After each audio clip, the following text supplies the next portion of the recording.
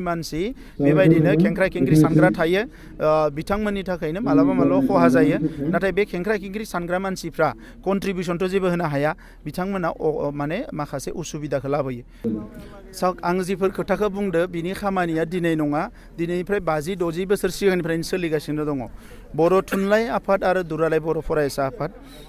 बे मोननै आफादानो बर' हारिखौ दिनै बर' हारिनि सिनस्रिखौ गोख्रों खालामनानै लाखिदो होनोब्ला बे मोननै आफादानो गेजेर गेजेर माखासे जोंहा रिभलिउसनारि आफादफोर ओंखारो आरो बिथांमोना जांख्रिथायखौ गोख्रों खालामो आरो बेजों जोंहा आरो माबा मोनसे एचिभमेन्ट फैयो दा बर' हारिनि जि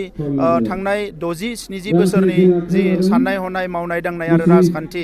बेवहाय मोनसे डाइरेक्सन होनाय मोनसे दिशा होनाय दिग होनाय मोननै आफादानो जाबाय बर' थुनलाइ आफाद आरो बर' फरायसा आफाद दा नंखायनो आङो बर' माहारिनि साफ्रोमबो बर' फिसाखौ खावलायगोन जाय जेरावनो थाया मानो बर' थुनलाइ आफाद आरो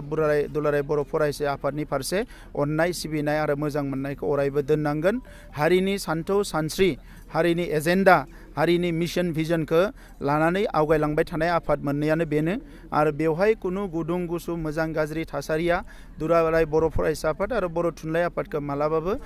थांखिनिफ्राय दोरोद होनो हायाखै दा बेखौ जाहाथे बयबो बुजियो आरो जों बयबो बुजिनांगोन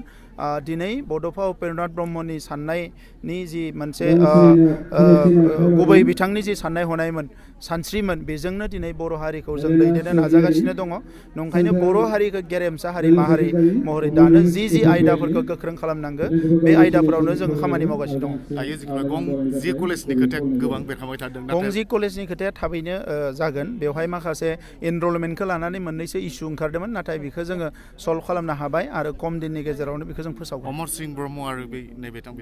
दावराव देख्रे बिथांमोना जिहेतु माने दायो चेलेन्ज खालामदोंमोन जे आबसुखौ नैबे बिटिआरनि माखासे दफाफोरखौ लानानै बिथांमोना जिहेतु पिआइएल खालामनानै होदोंमोन बे बेलायाव बिथांनिसिम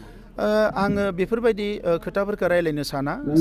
सोरबा बेटिग्रम मानसिफ्रा गोदो गोदायनिफ्रायनो दङमोन जेला पिटिसिआ सोमावसारदोंमोन बै समावबो साफा सानै मानसि दङमोन एबसुआ सोमावसारदोंमोन बै समावबो दङमोन बिएलटिनि सोमावसारनायनि समावबो दङमोन एनडिबिनि सोमावसारनाय दङमोन बर' हारियाव साफा सानै मानसि बेबायदिनो खेंख्रा खेंख्रि सानग्रा थायो बिथांमोननि थाखायनो मालाबा खहा जायो नाथाय बे खेंख्रा खेंख्रि सानग्रा मानसिफ्रा कन्ट्रिबिउसनथ' जेबो होनो हाया बिथांमोना माने माखासे उसुबिदाखौ लाबोयो दा बेबायदि साननाय मानसिफोरनि सायाव आंहा जेबो बुंनांगौ गैया जाय हायोबा हारिनि मोजां मावनांगौ हायाबा जिरायना थानांगौ नाथाय बेबायदि खेंख्रा खेंख्रि साननाय उल्टां फाल्टां साननायखौ मालाबाबो लाबोनो नाङा गोदान बोसोर सफैबाय ख्रिस्टमास सफैबाय बेसेबां रायजोफोरनि गोदान बोसोरनि साफ्रोमबो बर' फिसानो आंनि गोसो गोरबोनि गाहाम हामलायनाय बावहरबाय गोदान बोसोराव बयबो गाहाम देहा आरो गोसो लानानै थांनानै थानो हाथों आरो जिखिनि जोंहा खृष्टान धोरोमारि दङ बिथांमोननो बरदिननि ख्रिस्टमासनि गाहाम हामलायनाय बावहरबाय सेरफांगुरि बाजार शोरुमा क्रिसमासनि दामाका अफार लाबोदों क'क्राझार जिल्लानि सेरफांगुरियाव थानाय फुंखा एन्टारप्राइज बाजार शोरुमा 15 डिसेम्बरनिफ्राय 31 डिसेम्बरसिम क्रिसमास दामाका अफार आरो एक्सचेन्जनि खाबुफोर होगासिनो दङ नोंथांमोना सेरफांगुरियाव थानाय फुंखा एन्टारप्राइज बाजार शोरुमजों लोगोसे कुसुगाव फेस्टिभ आउटलेट सराइबिल फेस्टिभ आउटलेट चिरां जिल्लानि सान्तिपुर फेस्टिभ आउटलेट आरो धुबरी जिल्लानि थामाहाट फेस्टिभ आउटलेट ब्रान्च शोरुमावबो खुंफुंजानाय क्रिसमास दामाका अफार एक्सचेन्जआव फैनानै नोंथांनि लुबैनाय बाजाजनि बाइकखौ लांफैनो हागोन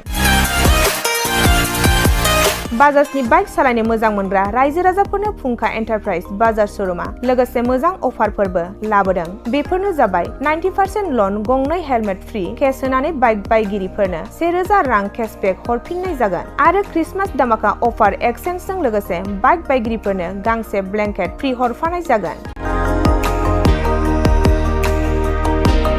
फुंखा एन्टारप्राइज बाजार शोरुमा आरो मोजां खाबुबो होबावदों 500 रां होग्रोनानै गोसोबायदि बाइकखौ आवग्रिना दोननो हागोन आरो गासै गारिजों लोगोसे मोनफा मोनफायै एस्युड गिफ्ट हरनाय जागोन आबुङै मिथिबावनो थाखाय 8158722656 आरो 9101547892 जानबुं नम्बराव खौरां लाहरनो हागोन